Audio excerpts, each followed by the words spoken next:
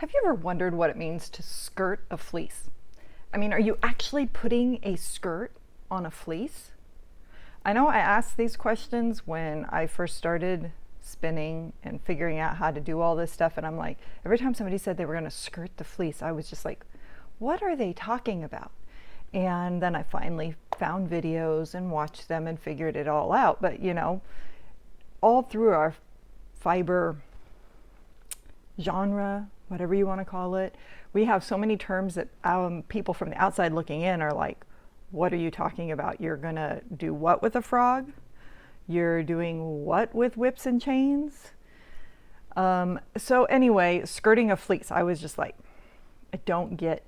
And I still, honestly, now that I know how to skirt a fleece, I still don't really know why it's called skirting a fleece, but it is. So if you've ever wondered what skirting a fleece is, or you're trying to start your fiber journey and you really need to know what skirting a fleece is, then stay tuned, because that's what I'm going to show you. So this is well, for starters, I guess I should tell you, I'm Tina of Tina's Workshop, and I am going to do a series of videos. I'm planning currently on 6 videos, and I have 3 recorded already.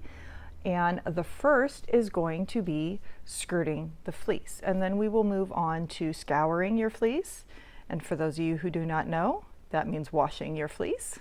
And then we will move on to natural dyeing your fleece and carding it, spinning it.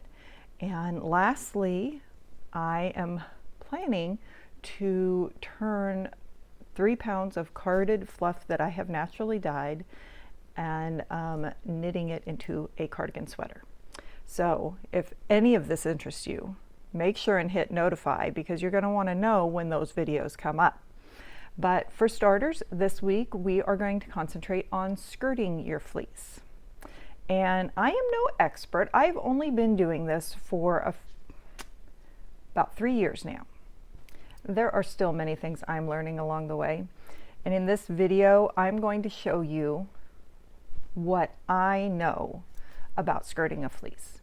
So if you are an expert at doing this, please don't judge me.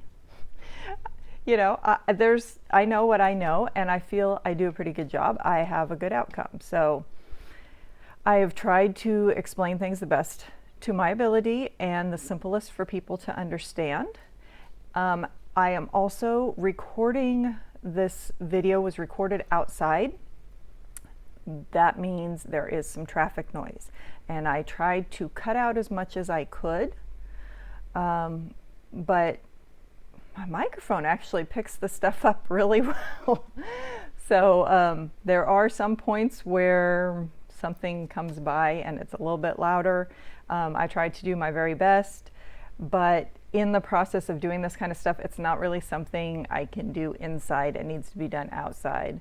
And my son said, well, Mom, you could voice over. But I could, but as I'm working and doing things, I think of things and I'm showing the camera or talking about it. And if I go back to do it, I'm not going to remember exactly what I was thinking in that moment in time. So bear with me. It is outside. The 2 videos after this are also filmed outside, but then the ones after that will be probably inside. So here's the first of our 6 videos on skirting a fleece, and I hope you enjoy it. So this is my fancy skirting table. It's an old table that the glass broke out of, and I put chicken wire on it. And you can see it's been used for other things, spray painting and things like that. I will dry stuff out on it too. It works really well, but it's perfect for skirting, and it's a nice size for me. So I pulled this out. This is a Hampshire fleece that I was gifted last year just before winter that I didn't have the chance to do anything with. So I divided it up and I put it into these buckets. We have a friend that does like pool cleaning and stuff, and we get these buckets, clean them out, and then I just stuffed it in there, closed it up for the winter. Here is the guilty party that's always barking. And so right now he is barking at the neighbor's dogs that aren't even out right now. I had to put this secondary fence in to keep him from hitting the wood fence because he'd bounce against the wood fence. We've had very hot summer, even with the sprinklers on. This whole section ends up dry, but this section over there stays really nice and lush. I don't know why. It does this every summer. We've tried reseeding and using different seeds and everything, and the sprinklers come on every other day. For some reason, that section right there, every summer, ends up like that. And that section down there is nice and pretty. So, but now, what's funny is if you look down here, all my flowers right in here are super lush and pretty. They have no issues growing right along here. They get enough from the sprinkler, even the ones in the pots. But for some reason, this whole section, Okay, back to wool. So this is Hampshire. And I have had, I think I've done at least one, maybe two fleeces. The same person had gifted me, but this one never got done. So it needs to be skirted, and then it needs to be washed, scoured. So you can see like all this stuff here needs to come off. So I'm just going to pull this stuff up here. I'm actually going to put you on my stand. So I'm going to put this up here, lay it out, so that then I can go through it and pick out all the icky stuff. And then I have a bucket right there that I will put the stuff I'm not keeping in. And then this stuff, when I'm done, I'll put it back into here so I can wash it, and then I'll move on to another bucket. So I forget how many buckets I have. I know couple buckets I have out here actually have llama in it. I think there may just be 2 buckets of the Hampshire, but I can't remember for sure. You can get quite a bit in a bucket. So you can see all that was in 1 bucket. So I am just going to pull stuff out of this. And I even have my tea with me, though it is iced down. And the bucket makes a good table. So I'm just going to go through this and pull out, like, this stuff here is really, really matted. Tons of vegetable matter and stuff in it. So that I'm not going to keep. Now you could use this into your garden. A lot of people use it in their garden, and you can definitely do that.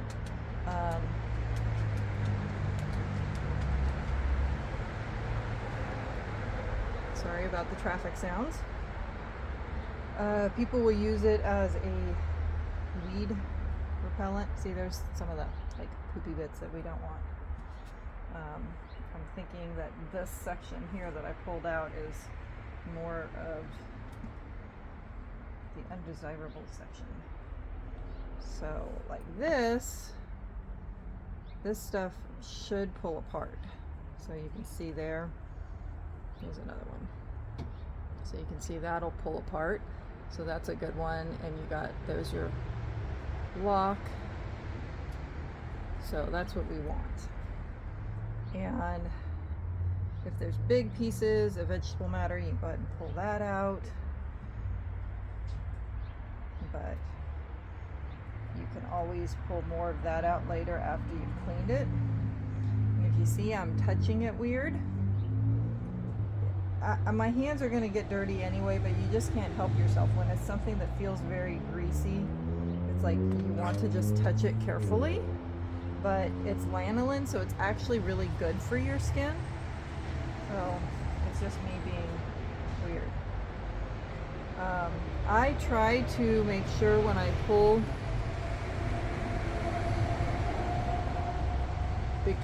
I try to make sure when I pull out the seeds like this, and I'm hoping this is in frame because I can't see it. I've got the other side of the camera, but I try to pull these seeds out and make sure they go in the bucket because I don't want those to start growing in my yard.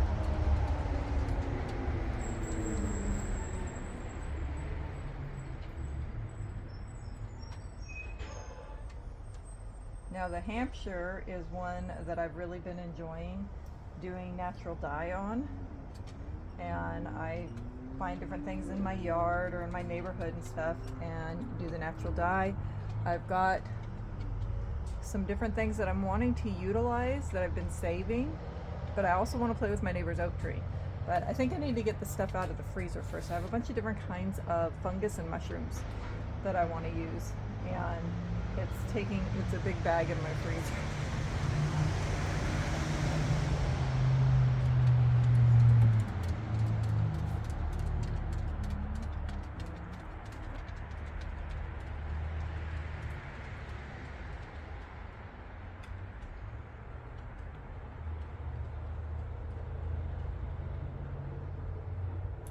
I use these same buckets when I scour.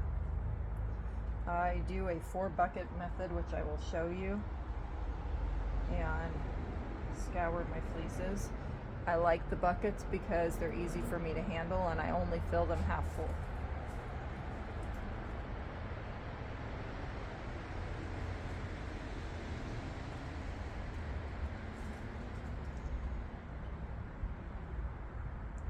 I will say there's a lot of people that don't like to do this. They don't like the icky part of the job, and they will buy the fleeces that are already prepared for them, which is fine. I find this kind of fun though too, the fact that I'm able to take it all by myself straight from a sheep to an end product.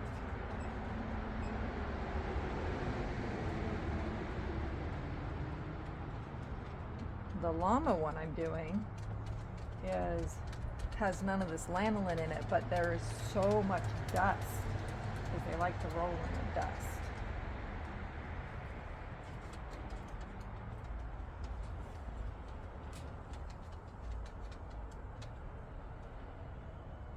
So I can pull, this part looks pretty matted, but I can pull at it and see it's going to come apart. And actually, if I can pull some of that apart now, then when it gets washed, it'll clean more of it out. So just like separating the pieces here. Not fully pulling it apart, just getting those locks opened up.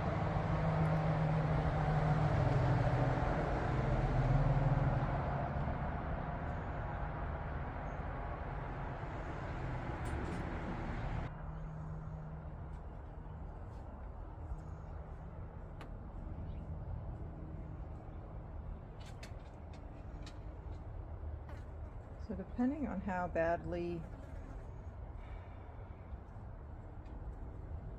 your fleece is, I mean, this can take a short amount of time or it can take a longer amount of time. When people coat their sheep, you're going to have less time involved.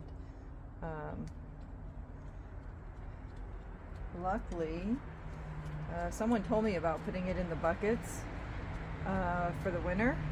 Actually, the person who gave it to me. And I was hoping I wouldn't have any problems with moths because I've got these buckets sitting outside, and luckily I didn't. So this was the first time I've gotten into them in honestly almost a year, because I really should have done this at the beginning of summer. I just hadn't had a chance to yet. So it was probably last October or November that I put it all away. Okay, this has got some beautiful, I don't know if you can see the beautiful locks right here. Very, very dirty tips, but I'm thinking they're gonna come clean because I would hate to have to get rid of that. And it is separating. So I wanna try and keep those locks.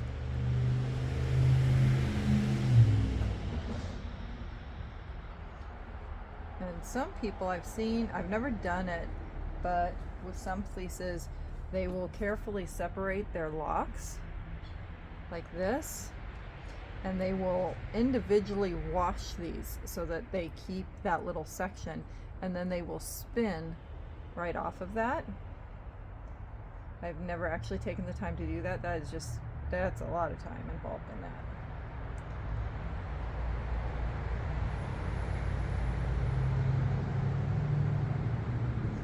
My daddy always told me to do things the lazy man's way, which is the easy way.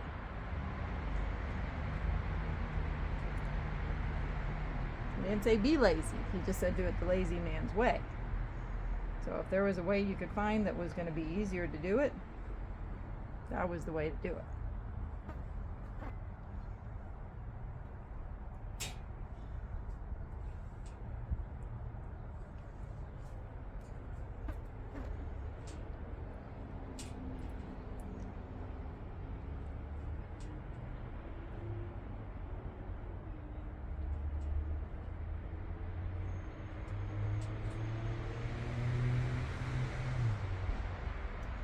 I hope you enjoy this kind of content. If you do, make sure and click like and subscribe and do all those YouTube-y things. It really does help. I enjoy making this content for you guys. It gives me another excuse to actually do this. I love to do it anyway, and I'm going to sit here and do it, but it's fun being able to share it. And I know I myself learned a lot about this from watching YouTube, especially Jillian Eve. If you're just learning, go back and like watch pretty much all of Jillian Eve's videos.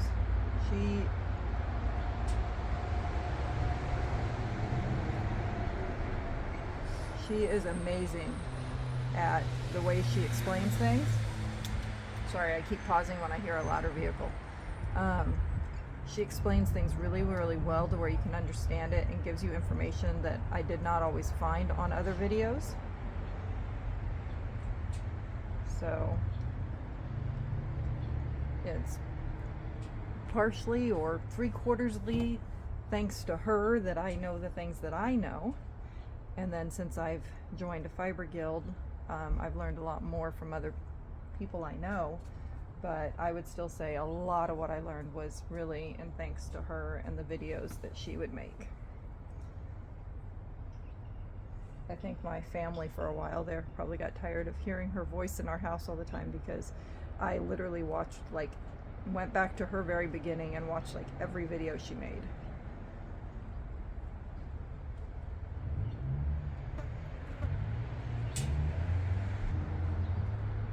Look like there's a lot that I'm tossing, but this just being dropped into here, my keep bucket is sitting pretty much full, and my garbage bucket is maybe 1/4 of the way full.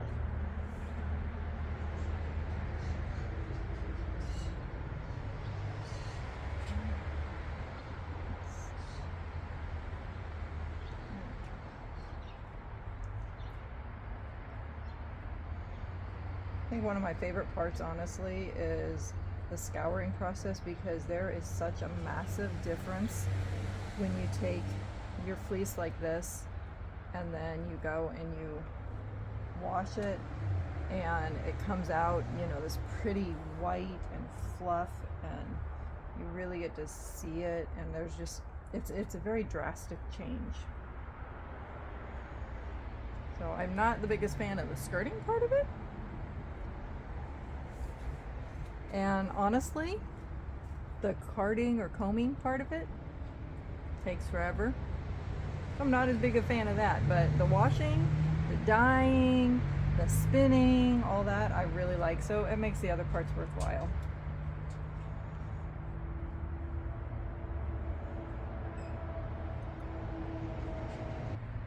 It's a beautiful day today. It's not quite as hot as we've had, which is nice, because I can actually sit out here and work on this and not be roasting.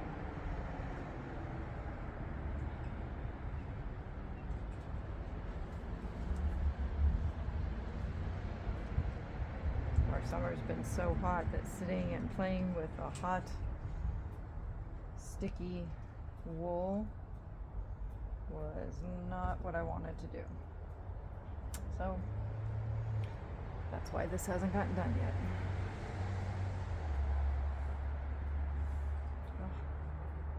Look at that. Look at the crimp. You know, I gotta make sure that you can actually see that. Look at the crimp on that. It's so pretty.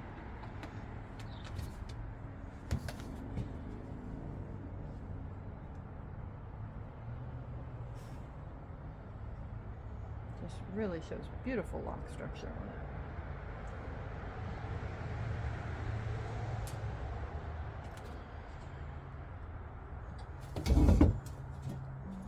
Pillow I put behind my back, and then I'm leaning forward, making my back hurt. Let's see, that one's pretty matted. So when a fleece has been professionally cut, you shouldn't have too much of the poopy bits, because most of that kind of stuff should have been skirted when they first took it off the animal. So you have a little bit of stuff you're looking through, but you really shouldn't have a whole lot of that kind. My first experience doing this, was not a professional outfit. And there was another video I did and I talked about it, but I was given 25 sheep's worth of wool that was sitting in a pile in the barn with the sheep who were tromping all over it, and had not been skirted at all. I filled a big blue recycle bin full of all the fleece and started working on it, learning from YouTube what to do.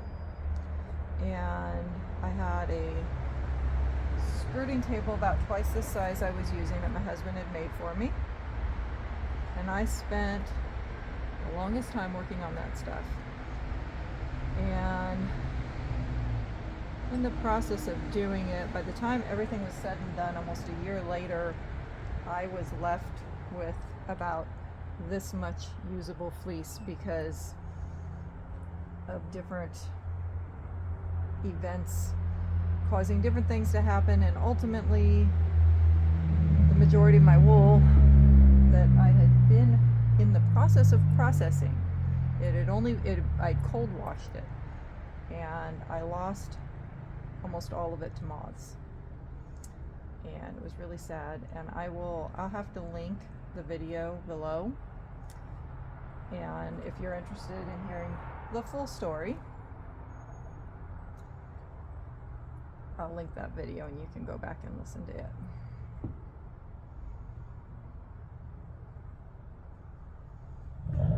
But you get your fleece, should have all that stuff removed. Make sure you get rid of all the matted. If you can pull some of the bigger bits out, again, don't try to get every little one out. A lot of that will come out with your washing, and then when you process and card and stuff, you'll get a lot more of that out, and you'll probably still have some left at that point, and you'll get more of that out as you spin it, because you can pluck it out as you go. And I've found, even in ones that I thought I got out real good that I was working on recently, I was still finding little bits I had missed as I was knitting with it, and I just picked it out then. But even in a mill, if they do not chemically process, superwash has been chemically processed, but if you have a fleece that has not been chemically processed, you will still find little bits of vegetable matter, or VM, in your fleece. And it's not because they didn't do their job, it just, that happens. When they chemically process, it breaks down all that plant matter, but at the same time it's also breaking down the structure of your wool. So there's certain things that are superwash, and we all buy it. We buy the superwash stuff. It's what's there, and we find lovely things, but it has been chemically processed. In that chemical processing, though, then it is not supposed to shrink when you wash and dry it.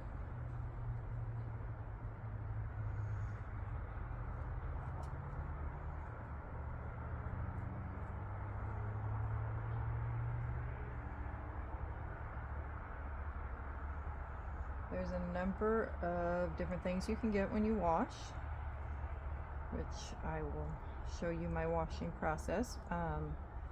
But there's like Unicorn Power Scour, I think, is one. I use one called Soak when I'm like wet blocking, and I don't know that if Soak is strong enough to use when you're cleaning this.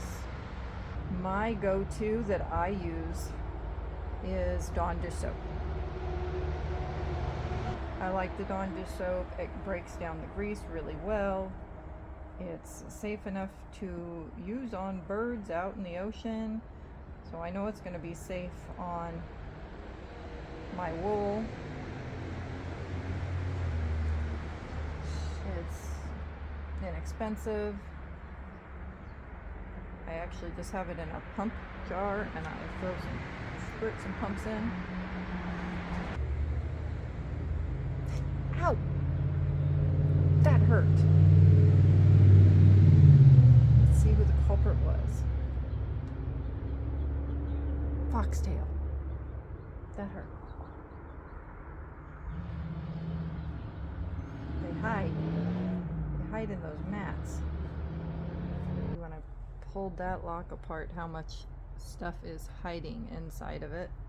Ow, poked myself again.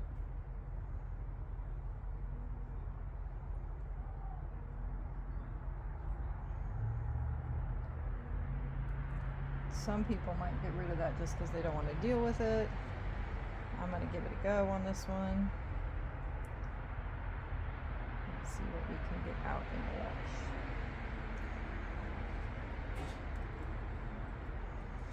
A lot of times when you go to get a fleece, they're going to show it to you like this, which looks very pretty. Make sure you always take that fleece and flip it and look at this side, because they're showing you the side that was against the sheet.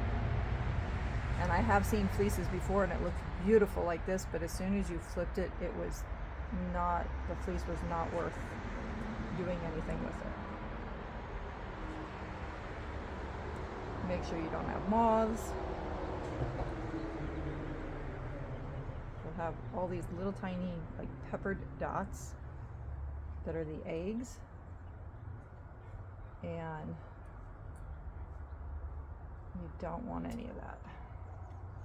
And I think I've heard that they are attracted to the smell from the lanolin, but I'm not positive on that one. But I think that might be why we don't get as much in the cleaner fleece as we do in the dirty fleece. And that's not to say you can't get them in the clean fleece, because you can. I love lavender, so I have lavender all over the place. And some people say it's a good moth repellent, some say it doesn't really work. I don't know either way for sure, but I like the smell of lavender. Don't like the smell of mothballs for sure. And cedar's okay, but I do really like the smell of lavender, so putting lavender all over the place, that's a good one for me. You can see how short these pieces are, and that's going to fall out when you're doing stuff. So itty bitty short pieces like that, also known as, they're either second cuts or they're from a certain place on the animal, and they're really too short to mess with.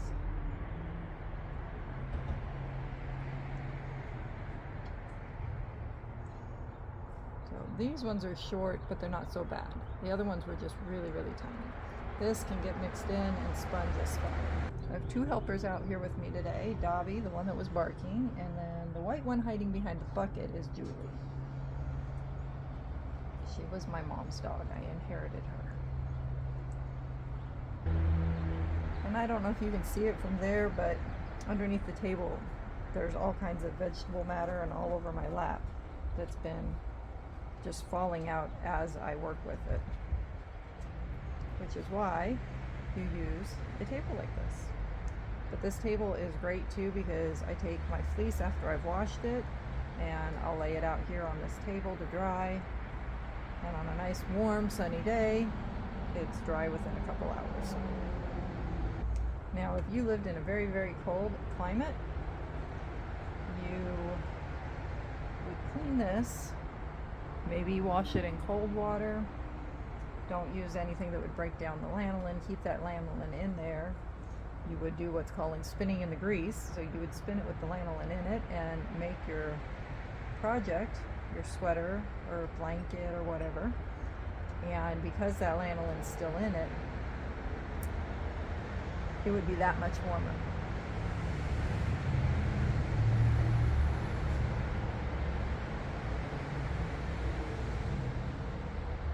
I actually talked to somebody recently who had had one made for him many, many, many years ago, and he said he still has it, and it is the warmest sweater he has, but it was spun in the grease with the lanolin still in it. Now you have to be careful with the moths with the wool, but the wool itself is antimicrobial, so you don't get other things like the mold and stuff in it. I have a wool blanket that I actually bought from the Ukraine, and the family that makes it, they raise their own sheep. They process their wool, they spin it, they weave the blankets, and it's quite the process that they go through. But in their care instructions, they just tell you, you know, to lay it in the sun, and the sun is enough to freshen it and all that because of the antimicrobial things that are in there. And it is so big and heavy that, I mean, they take it into the center of town and put it in these big water wheels and stuff. It's too big to go into a normal like washing machine. You could maybe like fill your tub and put it in there, but trying to get enough water out of it and then carry it outside or something, that would be a process in itself. Get towards the end and then you get eager to finish it, and you get poked. One time it was a part of an evergreen tree that poked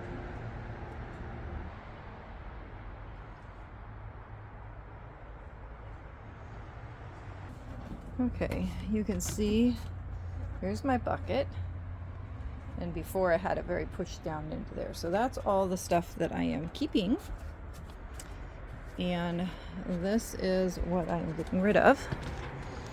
But there's a lot of and you can see all the bits of stuff that are all over the ground.